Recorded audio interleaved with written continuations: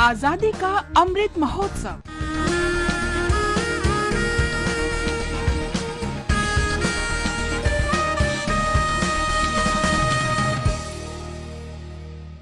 आजादी का सफर आकाशवाणी के साथ। भारत का गौरवशाली स्वतंत्रता संग्राम आधुनिक विश्व के महानतम संघर्षों में से एक है। आकाशवाणी समाचार आपके लिए प्रतिदिन इस संग्राम की एक झलक लेकर आता है। Simon, go back! Simon, go back! 3 फरवरी 1928 को साइमन कमीशन बंबई पहुंचा। साइमन कमीशन दरअसल भारतीय सांविधिक आयोग था, जिसका गठन 1919 के भारत सरकार अधिनियम के कामकाज पर रिपोर्ट देने के लिए किया गया था।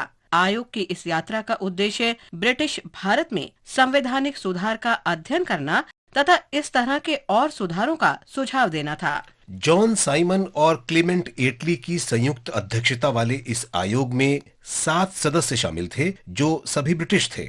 आयोग में एक भी भारतीय को शामिल नहीं किया गया था, इसलिए राष्ट्रीय नेताओं और स्वतंत्रता सेनानियों ने इसका कड़ा विरोध किया। Simon commission! Simon commission! Bharat माता की जय!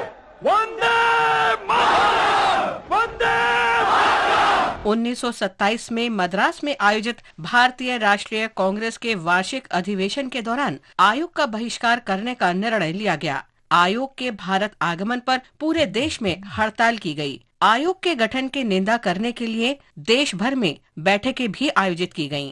आयोग को हर शहर में विरोध का सामना करना पड़ा। मद्रास में प्रदर्शनकारियों पर फायरिंग हुई और कई जगहों पर लाठीचार्ज किया गया। केंद्रीय विधानसभा ने बहुमत से निर्णय लिया कि उसका आयोग से कोई लेना देना नहीं होगा।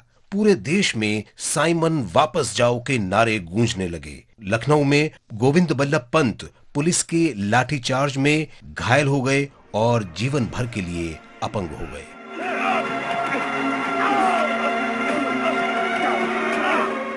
तीस अक्टूबर 1928 को जब साइमन कमीशन ने लाहौर का दौरा किया, लाला लाजपत राय ने इसके विरोध में लोगों का नेतृत्व किया। विरोध शांतिपूर्ण था, लेकिन प्रतिशोध की कार्रवाई में तत्कालीन पुलिस अधीक्षक जेम्स ए स्कॉट ने प्रदर्शनकारियों पर लाठी चार्ज करने का आदेश दिया। लाला लाजपत राय गंभीर रूप से घायल हो गए।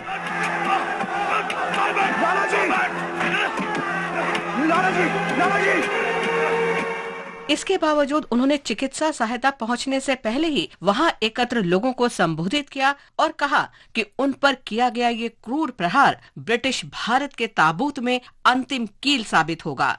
दुर्भाग्य से लाला लाजपत राय का 17 नवंबर 1928 को निधन हो गया। साइमन कमीशन ने 2 खंडों में एक रिपोर्ट प्रकाशित की।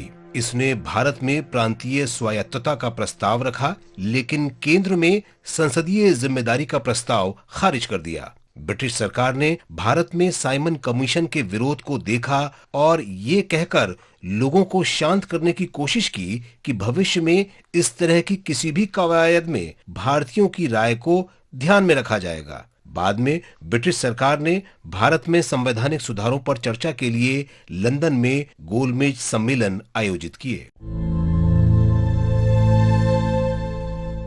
हम स्वतंत्रता सेनानी और राजनीतिक कार्यकर्ता भवानी भट्टाचार्य को भी याद करते हैं, जो 3 फरवरी 1935 को शहीद हो गए थे।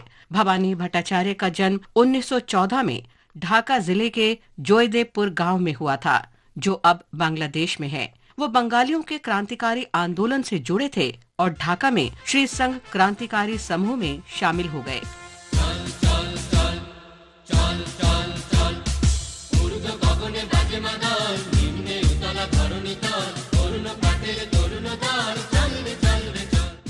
उन्नीस 1934 में भवानी प्रसाद ने अपने साथियों रवि रंजन बनर्जी, मनोरंजन बनर्जी और उज्ज्वला मजूमदार के साथ 8 मई 1934 को दार्जिलिंग के लेबोंग रेसकोर्स में बंगाल के दमनकारी राज्यपाल जॉन एंडरसन की हत्या की योजना बनाई। भवानी राज्यपाल से मिलने गए और उन पर गोली चला दी, लेकिन गलती से गोली एक ब्रिटिश महिला को लगी। पुलिस की गोलीबारी में भवानी घायल हो गए।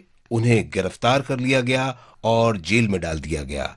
बाद में अदालत ने उन्हें मौत की सजा सुनाई। भवानी प्रसाद को 3 फरवरी 1935 को राजशाही सेंट्रल जेल में फांसी दे दी गई। हम इस महान शहीद को नमन करते हैं। इसके साथ ही आजादी का सफर आकाशवाणी समाचार के संग श्रृंखला का ये अंक समाप्त हुआ। मिलते हैं कल अगली कड़ी में।